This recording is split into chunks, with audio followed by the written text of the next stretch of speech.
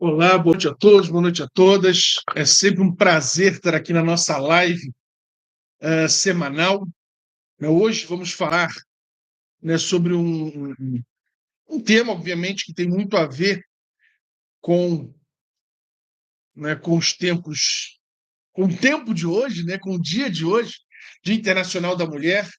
Já vai, então, o meu parabéns, né, obviamente, pela importância histórica, né, do Dia Internacional da Mulher. Então, um beijo para minha mãe, Priscila Gomes Rodrigues, beijo, eu te amo. Um beijo para meu padrasto Edson, que está me assistindo, para a Anne, um beijo para a Luana, meu amor, te amo, um beijo. E as mulheres chegando aí, né, especialmente no dia de hoje, onde a ideia é justamente falar sobre a filosofia, né, realizada, feita pelas mulheres ao longo da história, que teve, obviamente, uma relevância grande, né, uma importância grande, apesar das inúmeras tentativas em querer, digamos, esconder, escamotear a filosofia feita pelas mulheres, né? Eu acho que essa é uma questão sempre interessante que merece a nossa reflexão, né, sobre esse tema. E como eu falo, a filosofia, digamos, feminina, né, ou feita pelas mulheres, ela sempre existiu, né? Essa é a verdade. Por mais que ah, muitos homens tentassem efetivamente controlar, digamos assim, a filosofia, as mulheres filósofas sempre existiram na história da humanidade. Essa é uma verdade inconteste, não é? Por exemplo, uma das primeiras filósofas, vamos encontrar Aspásia, né, uma grande pensadora do mundo grego ateniense.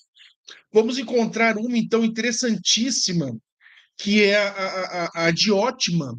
E a Diótima é tão interessante que alguns historiadores chegam a afirmar que ela pode ter sido, se não uma professora, mas alguém que tenha ensinado e marcado de forma indelével o pensamento de ninguém mais, ninguém menos do que Sócrates. Na República, Platão vai mencionar um trecho onde ele vai dizer assim: vai ter Sócrates conversando com Agatão, e Sócrates vai dizer o seguinte: e a ti eu te deixarei agora, mas o discurso que sobre o amor, né, no banquete, ele também ele menciona a Diótima na República, mas essa do banquete que eu selecionei. Sócrates fala então: e a ti te deixarei agora, mas o discurso que sobre o amor eu ouvi um dia de uma mulher de Matineia, Diótima, que nesse assunto era entendida e em muitos outros. Foi ela que uma vez, porque os atenienses ofereceram sacrifícios para conjurar a peste, fez por 10 anos recuar a doença, e era ela que me instruía nas questões do amor. O discurso, então, que me fez aquela mulher, eu tentarei repetir. Olha só. Ou seja, Sócrates tentando repetir o discurso que Diótima teria lhe feito. Essa é interessante. Então, ou seja, mostra exatamente a importância, né, que Diótima teve no pensamento grego, né? O grande Sócrates mencionava seu pensamento dessa forma, que obviamente teve ela uma relevância muito grande, né? Pessoal chegando, Ivan, Luiz, meu querido amigo Luiz, um beijo para todos, a Sandra também, sempre muito bom ter todos aqui. Então, vamos ter já no mundo grego Aspásia e Diótima, que se destaca ao ponto de Platão mencioná-la em algumas obras, como a República e como também o Banquete, né? Mostra exatamente a importância delas. Uma outra que também fica muito, muito conhecida na antiguidade, acabou ganhando notoriedade porque ganhou até um filme de Hollywood, né, que foi a Hipátia de Alexandria.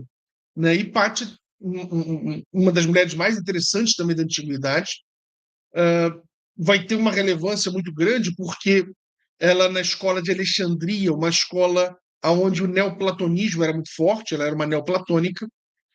Alguns afirmam, né, que muito foi destruído, né, com o fogo da Biblioteca de Alexandria, enfim.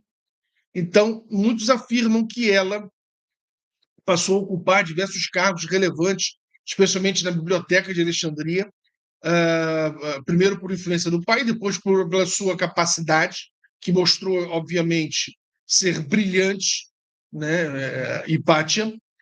E, claro, ela acabou por desagradar a pessoas, né, de Alexandria, onde o cristianismo, né, começava a ganhar uma força muito grande, e acabou que ela foi destruída, né, literalmente, em alguns afirmam, né, completamente espancada até a morte por cristãos. Portanto, Hipátia foi uma outra grande filósofa. Então, a ideia da live de hoje é justamente isso. É mais do que fazer uma live sobre mulheres, mas uma homenagem à filosofia feita pelas mulheres, né? Eu acho que essa é a grande questão. Infelizmente, desde os sumérios, passamos a viver um patriarcado onde as mulheres foram, ou tentou-se alijar as mulheres de questões mais complexas em termos da intelectualidade, querendo legá-las apenas a tarefas domésticas, cuidar do marido, cuidar das crianças, enfim. Só que, obviamente, as mulheres sempre foram muito mais e conseguiam, algumas delas, dar algum jeito para também participar das grandes discussões, né? E, obviamente, não sabemos como o mundo estaria se esse patriarcado opressor que proibiu as mulheres de participar das discussões filosóficas não tivesse sido feito exatamente assim e as mulheres tivessem uh, tivessem permissão, né, de participar de uma forma sem ser escondida, de uma forma muito tranquila, de uma forma muito ampla de todas essas discussões, né, filosóficas. Enfim, mas é o que temos, né? Infelizmente. Graças a Deus, agora no pensamento contemporâneo tudo mudou, né? O medievo também é interessante porque o medievo talvez seja um dos períodos mais difíceis para as mulheres, onde a influência da Igreja Católica foi muito forte, né, no sentido de ter um controle muito forte pelo que as mulheres pensavam. Entretanto, foram várias as mulheres interessantíssimas do medievo que escreveram obras, chegaram a escrever realmente obras filosóficas. Algumas obras destruídas, obviamente, queimadas e tal, outras muito ligadas a uma filosofia cristã, outras ligadas a uma forma diferente de filosofar do que se fazia até então, né? Isso é muito interessante. Então, vamos ter a Hildegard von Bingen, né? Que vai ser uma importante filósofa também do medievo. Vamos ter as beguinas, as beguinas ou beguinas, que eram mulheres na Bélgica de um determinado local que moravam colado, muito próximo uma das outras, e que se encontravam para filosofar, né? E aí um dos destaques é justamente a Radewijde de Antuérpia. Difícil o nome, mas brilhante, né, com Beatriz de Nazaré também. E era interessante porque elas formavam como se fosse essa comunidade na Bélgica, onde filosofavam, né, onde produziam, né, discutiam questões, onde tinham muitas questões também místicas, isso é interessante, e propagavam um cristianismo, uma religiosidade mais mística. Isso era muito interessante, com grande conhecimento, por exemplo, de ervas, conhecimentos que muitos afirmam serem antigos, mas que no medievo foram postos de lado, na sua grande maioria, porque seria representativo do diabo, dessas questões, mas que essas mulheres permaneceram com esse conhecimento, né? Se escutar algum barulho, né, primeiro, está uma chuva torrencial aqui fora, e aqui perto tem um bar onde está tocando música, enfim. Então, se escutar algum barulho, seja de chuva ou de música, já sabe do que se trata, né? Então, o relâmpago agora. O medievo nos legou algumas filósofas muito interessantes, né? Mas sim, é, muito ligadas à religião, à filosofia da religião. Só vamos ter um descolamento, né, digamos assim, da religião com a chegada da modernidade. Na chegada da modernidade, aí sim, vamos ter interessantíssimas pensadoras que começam a trabalhar com uma visão das mulheres com maior liberdade e não presas àqueles temas religiosos, como Elizabeth da Boêmia. Uma interessantíssima que foi a Harriet Taylor Mill, que num segundo casamento casou com Stuart Mill e foi uma grande defensora dos direitos das mulheres à participação política, né? Então, isso é bacana, isso é bem interessante. Uma das primeiras a escrever sobre o assunto. E nessa época não tinha toda uma liberdade para escrever, então muitos textos foram escritos juntos com o seu marido, né, a Stuart Mill, alguns assinados só por ele, mas que historiadores hoje afirmam que, na verdade, não foram textos de Stuart Mill, mas de Harriet Taylor Mill, justamente pela dificuldade que era na publicação, obviamente, por mulheres de obras ainda na modernidade. Vamos ter Cristina da Suécia, que trocava cartas, né, com Descartes, uma pensadora muito interessante. Vamos ter Margarida de Cavendish, também, uma outra filósofa muito interessante na modernidade. Mas, inegavelmente, a boa parte da obra dessas mulheres acaba não chegando tanto até nós, fora que elas não tiveram toda a repercussão que mereciam, ou que mereceriam, né? E aí vai ser principalmente na contemporaneidade que as mulheres vão realmente ocupar o seu lugar de direito junto de nós, dos homens. Ou seja, o lugar de filosofar livremente, ou o mais livre possível até então. Isso é muito importante. E o pensamento contemporâneo, gente, vai nos legar pensadoras realmente incríveis. Eu sou suspeito porque eu adoro diversas delas. Talvez aqui eu tenha maior afinidade intelectual seja justamente Hannah Arendt. Né? Gosto demais de Hannah Arendt, uma filósofa judia, nascida na Alemanha, que na época do Holocausto ela tem que sair fugida, e é interessante porque ela foge da Alemanha, vai até Paris, de Paris foge para Lisboa, e de Lisboa foge para os Estados Unidos da América. Após uma série de leis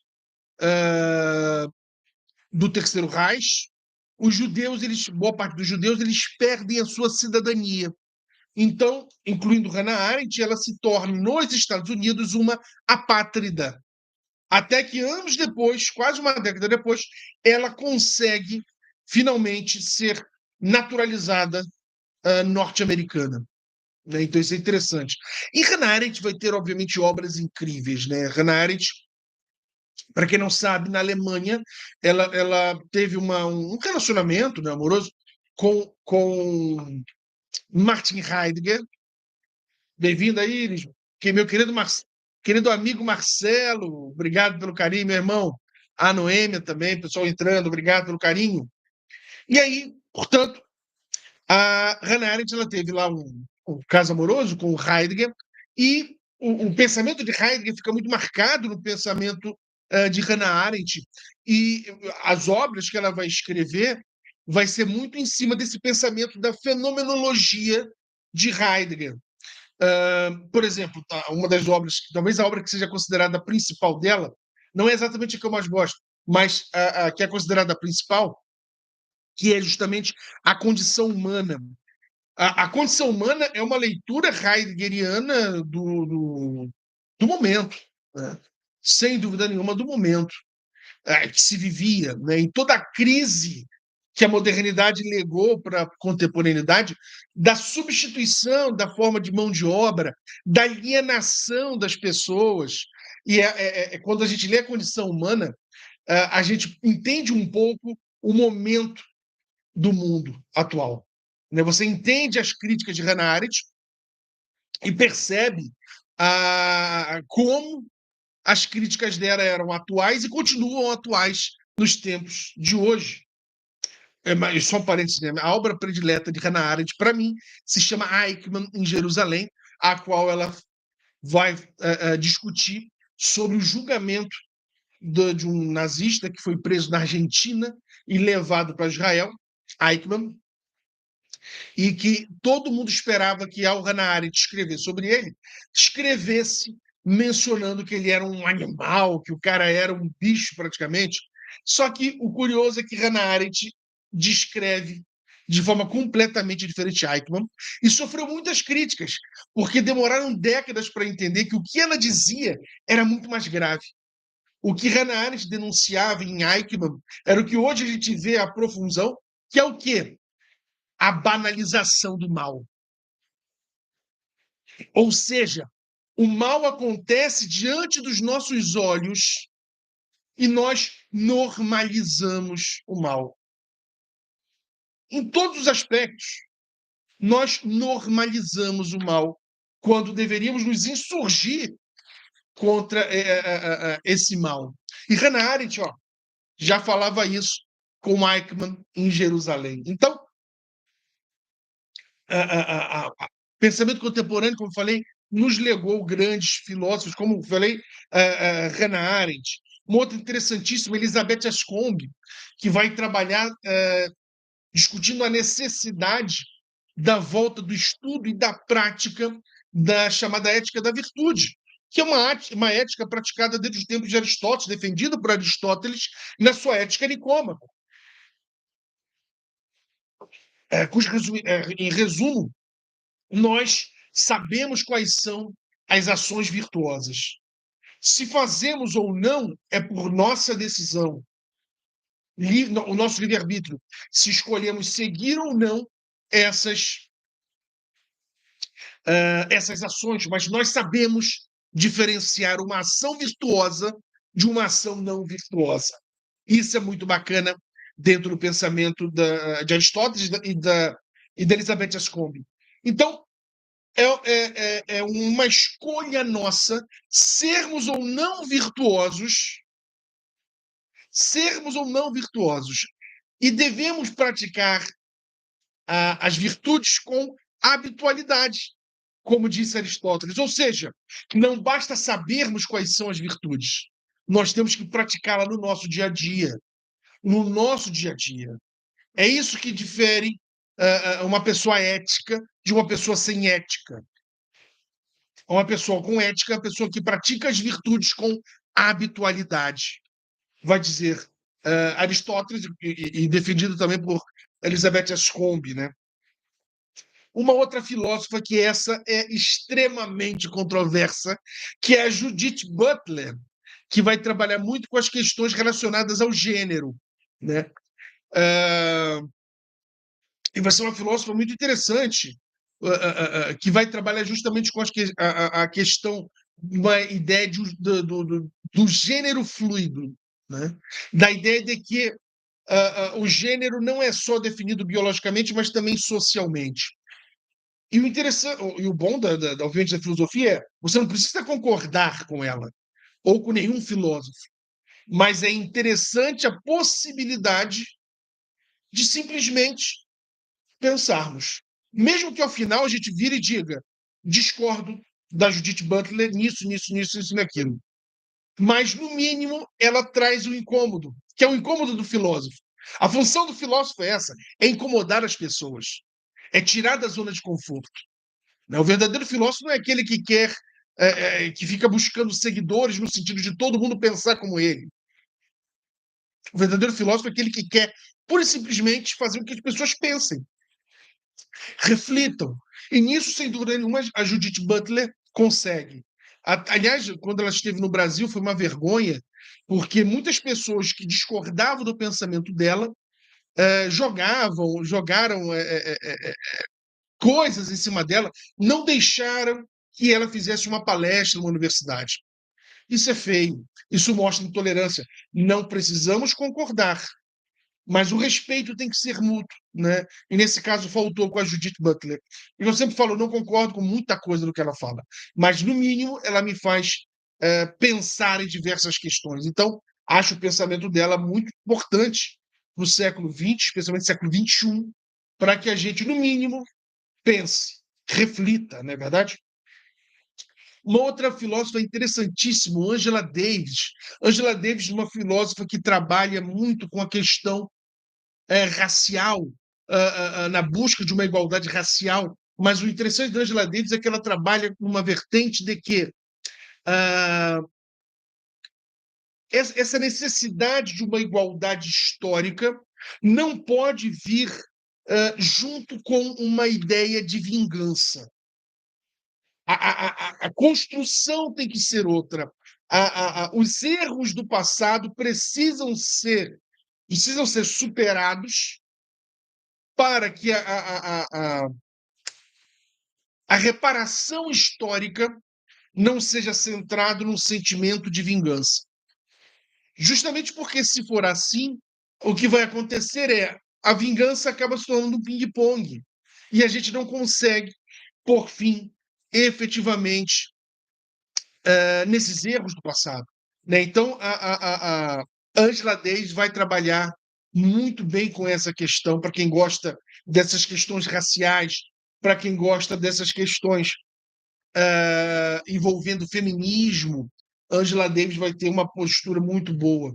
Outra filósofa que eu adoro também, nunca poderia faltar, Simone de Beauvoir, talvez a primeira grande feminista a publicar obras de grande importância, né? Simone de Beauvoir, que foi companheira de Sartre por décadas, vai ter uma relevância muito grande, justamente por isso, porque ela vai fazer uma defesa da mulher, uma defesa do, do, do feminismo, numa época que ainda estava o feminismo engatinhando.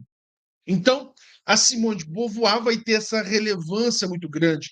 Fora que a coragem, né, de ter um relacionamento com Sartre sem ser efetivamente casada com ele. Né? Então, a Simone de Beauvoir vai ter obras também muito boas e que nos fazem também refletir, né, sobre o feminismo, sobre o papel da mulher na sociedade, né? Justamente aquela ideia importante também, né? A mulher, o lugar da mulher é onde ela obviamente quiser, né? Dar essa liberdade de escolha, efetivamente, para as mulheres. Né? Isso é muito importante. Uma outra filósofa que eu gosto bastante, não concordo com tudo que ela escreve, mas gosto bastante, é a Rosa de Luxemburgo. Rosa de Luxemburgo foi uma filósofa socialista importante.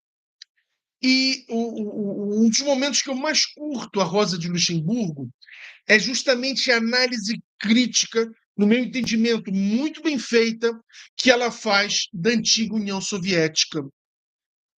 A Rosa de Luxemburgo ela faz uma crítica interessante, mostrando que na antiga União Soviética nunca, em tempo algum, existiu realmente o socialismo, que dirá comunismo, né?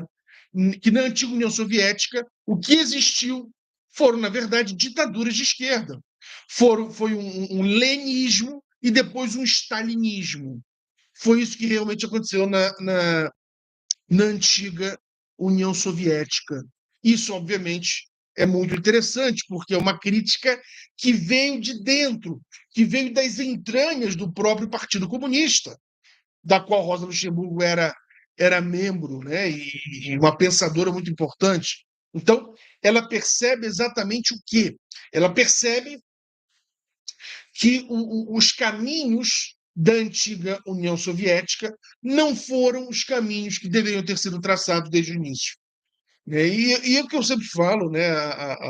Aliás, nesse ponto, quem fala uma coisa interessante é o Boaventura de Souza Santos, professor Jubilado de Coimbra, onde ele vai dizer que, para ele, a coisa que ele mais gostou foi o fim da União Soviética, porque ele é um socialista utópico, né? Como ele mesmo se autodenomina, e que, com o fim do socialismo, desculpa, com o fim da União Soviética, ele pôde voltar a se autoproclamar um socialista utópico. Justamente por isso, porque na União Soviética não se fez efetivamente socialismo, se fez, na verdade, um, uma ditadura, né, de esquerda. É importante sempre que se lembre isso. Não só temos ditaduras de direita, nós também temos ditaduras, e tivemos muitas, e temos, aliás, ditaduras de esquerda ainda hoje no mundo. Portanto, é importante, né, essa crítica, essa reflexão que Rosa de Luxemburgo fez desse momento, daquele momento histórico que passava a União das Repúblicas Socialistas Soviéticas, que só eram socialistas, na verdade, no nome, né, não mais do que isso. Mas hoje, então, no século XXI, estamos nesse momento histórico, né? No momento onde as mulheres ganham esse direito, melhor, me perdoe, expressão horrível, as mulheres não ganharam nada, né? As mulheres lutaram e conseguiram o direito de serem ouvidas, de participarem das deliberações públicas, políticas, de poderem trabalhar fora, de constituírem, que hoje no Brasil é muito comum, a chamada família monoparental, né, que é a mãe e o filho, a filha. Portanto, foram muitas as conquistas, né, que as mulheres obtiveram nos últimos anos. Né? Como a Maristela está dizendo, conquistamos a duras penas, exatamente, com sangue, suor e lágrimas. Né? Na verdade, ainda lutamos por uma igualdade real, mas já melhorou muito, inegavelmente melhorou muito. O que eu lamento muito só no feminismo é que algumas feministas ainda encaram os homens como inimigos, o que eu acho um erro estratégico. Né? Acho que o ideal seria chamar os homens para que participassem do feminismo, justamente para dissociar, mostrar que o feminismo não é o oposto do machismo, não é verdade? Mas, infelizmente, existe uma radicalidade, uma radicalização em alguns discursos que querem colocar de lado, né, os homens nessa luta, ou pelo menos nesse apoio. Eu até estrategicamente acho que é algo equivocado. Né? Acho que eu sempre falo, você tem que puxar a sociedade para junto das suas demandas, né? Para junto dos seus anseios. Porque se a sociedade como um todo comprar a sua briga será muito mais simples, muito mais fácil. Muito mais simples do que você querer empurrar a goela abaixo. Então, não. Apoio se conquista não com violência, seja física ou verbal, mas você consegue com eloquência, com retórica, com bons argumentos. Isso sim.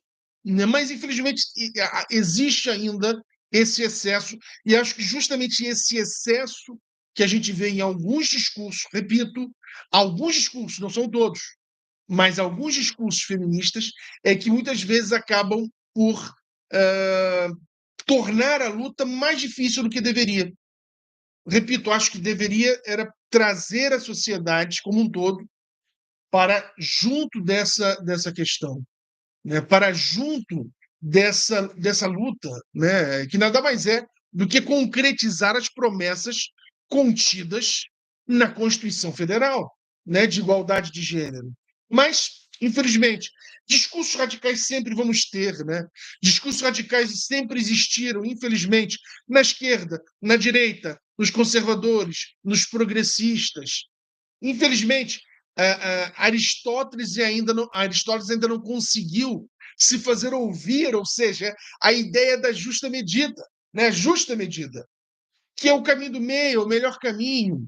É o caminho onde todo mundo acaba se sentindo meio que representado, né? Se não totalmente uma parte, mas ninguém se sente completamente não representado, ou fora dos discursos, ou fora da possibilidade de ser ouvido. Portanto, eu torço muito, né? Torço muito para o dia que a gente não precisar mais trabalhar com essas discussões, né? De igualdade de gênero, de igualdade de raça, por mais que raça seja um conceito biologicamente equivocado, mas acaba que a gente ainda usa, né? Espero que um dia a gente consiga ultrapassar essa pauta, né? Ou seja, dar concretude às promessas constitucionais, às promessas de tratados internacionais de uma igualdade de gênero, uma igualdade, digamos, racial, religiosa, etc, etc. Mas, claro, já, como eu sempre falo, caminhamos muito, e caminhamos muito rápido, porque se a gente pensar bem, do final da Segunda Guerra Mundial para frente, foram inúmeras conquistas sociais, sejam para as mulheres, sejam em termos religiosos, seja em termos raciais. Claro, precisamos caminhar e muito, né? O projeto civilizatório ainda está por ser feito. Ainda temos locais onde, né, no Dia Internacional da Mulher, onde as mulheres não têm voz política, aonde em alguns locais aonde a prática da excisão clitoriana, né, a retirada do clitóris feminino, com uma violência horrorosa, né, utilizando utensílios de cozinha, provocam mais de 40% de mortes de meninas que menstruam pela primeira vez. Ainda temos isso, né, de mulheres que não podem exercer a sua individualidade, onde a sua autonomia da vontade não é plena, mas sim mitigada.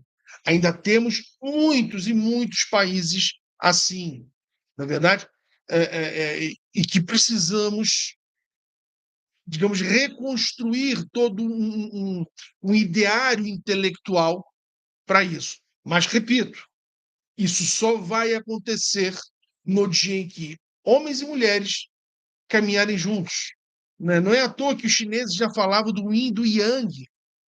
Nem o yin, nem o yang, mas o yin e o yang. É dessa junção que se consegue efetivamente o melhor caminho, né? Os chineses já falavam isso, ó, muito antes até do nascimento de Cristo. E nós ainda temos essa dificuldade de equilibrar o masculino e o feminino, né? De equilibrar os discursos masculinos e femininos. Daí a importância que nós, né, professores, temos justamente em difundir essas ideias.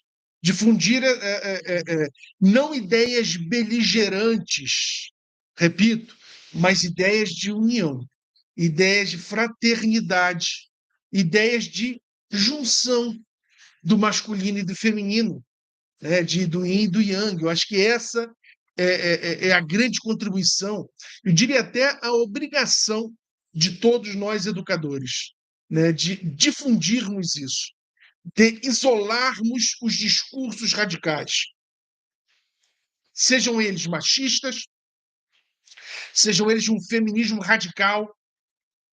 Esses discursos devem ser isolados para que não façam eco e não atrapalhem as novas conquistas, o novo caminhar social. Acho que o século XXI ele precisa ser marcado como o século da busca por uma real igualdade entre os povos, de uma real igualdade entre as pessoas, né? Onde vai ser necessário uma repactuação de um novo contrato social, uma necessidade de um desenvolvimento de um novo sistema. E aí, nesse caso, eu estou com o Thomas Kuhn. Acredito que chega alguns momentos da nossa sociedade onde não mais se consegue reparar paradigmas. Existe, e essa é a nossa tendência, justamente pela dificuldade em, em superar paradigmas. Então, nós tentamos remendá-los. E nós fazemos isso demais, até que chega um momento que não dá mais. Entendo que o capitalismo começa a chegar nesse momento de esgotamento. Espero que a gente consiga, especialmente os economistas, os estudiosos do tema, pensar num novo sistema, um sistema que seja mais justo e mais fraterno. Né? Não foi o socialismo, ele nunca conseguiu ser implementado, muito menos o comunismo, o feudalismo, não tivemos ainda. Então, que a gente consiga construir, no século XXI, um novo sistema econômico. Qual vai ser, não sei. Não é realmente minha área de pesquisa, a economia. Mas torço muito para que todos nós possamos contribuir para essa construção. Não é nem reconstrução, porque literalmente vamos partir de um novo.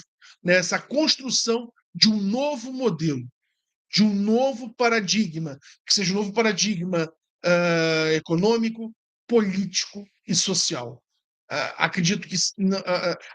Não acredito que seja só necessário, eu diria que isso que é primordial. Acredito que o planeta não sustenta mais, durante muitas décadas, esse nosso sistema de vida baseado no capitalismo de consumo em massa. Acredito que vamos precisar repensar demais esse nosso sistema. Mas, dentro dessa ideia das nossas lives, de 30 a 40 minutos, queria terminar a nossa live de hoje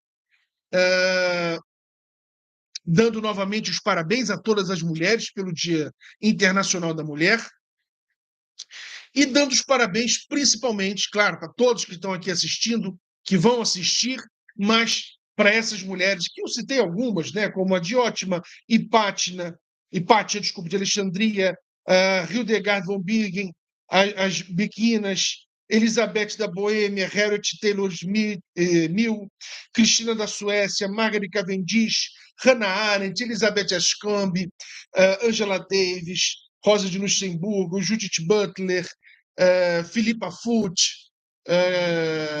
Simone de Beauvoir, né, e tantas outras mulheres que, desde a antiguidade, contribuíram intelectualmente, algumas que perderam as suas vidas, mas que deixaram um legado absurdamente importante para nós. A Maristela vai falando aqui no Instagram. Filosoficamente, vejo a época atual extremamente delicada e absurdamente dicotômica. Quando pensamos estar evoluindo como seres humanos, surge uma guerra cruel e fria que elimina crianças.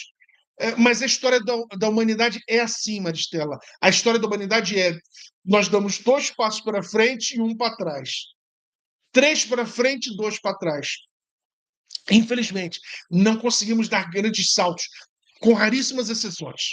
Tivemos exceções, mas, com raríssimas exceções, a humanidade não consegue evoluir em saltos. Ela evolui de forma lenta e gradual. Como diria Lulu Santos, a humanidade, assim caminha a humanidade, com passos de formiga e sem vontade.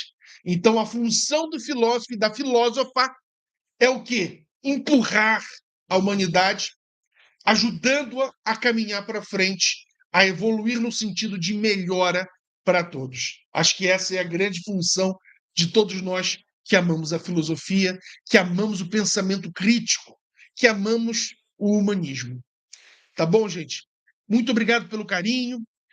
Novamente, parabéns pelo dia de hoje e que mais do que as mulheres, mais que a energia feminina possa chegar cada vez mais forte e comandar o século XXI junto com a energia masculina para que a gente consiga construir um novo planeta, um novo Brasil, um novo mundo no século XXI. Acredito que ou fazemos isso ou caminhamos para uma extinção em massa.